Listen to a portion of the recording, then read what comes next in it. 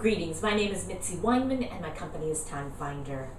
And in my recent blogs, I've been doing a series on 6 actions you can take to improve your productivity today.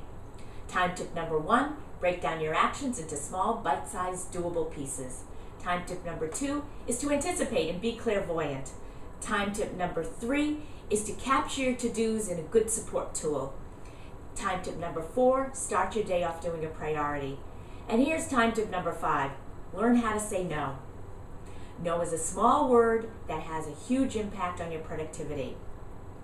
It's important in order to say no to understand what you should say yes to. What this means is that you need to be very clear in understanding what your priorities are, whether they're at work or at home. At work, you are going to be rated on your performance evaluation. You're going to be sitting down with your manager and going through to make sure that you stayed on track with your goals. And if you are not clear on what those goals are and how you are going to be evaluated, it makes it really difficult to understand what you should say yes to or what you should say no to. So you want to stay in tune with what those goals are. Being able to say no means that you still can be a team player. And here are some ways to say a positive no. When someone asks you to do something and it really doesn't fit in with your goals, suggest a way that they can take action and move themselves forward. So offer to provide some support. Show them or give them some options.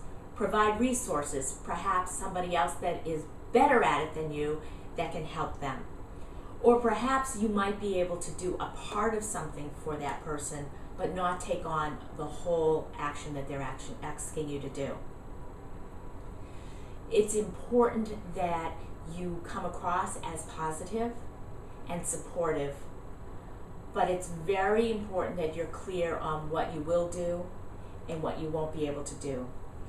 Don't say to somebody, I don't have time, because nobody has time these days. And saying that is almost insulting. What you want to be able to do is say, let me look at my schedule, let me see what I might be able to do. And then figure that out before you make any kind of commitment to doing anything. Make sure you get back to that person because you don't want to lose your credibility. So if you say to them, I will get back to you within the next day to see how we can make this happen, you get back to them within the next day and you show them a way that you can make this happen and work it through. That's the way you start to say a positive no. So be clear on what your priorities are. Think before you say yes. Think before you say no. Take a step back, clear your head, and weigh your options on how you can say either a yes or how you say no.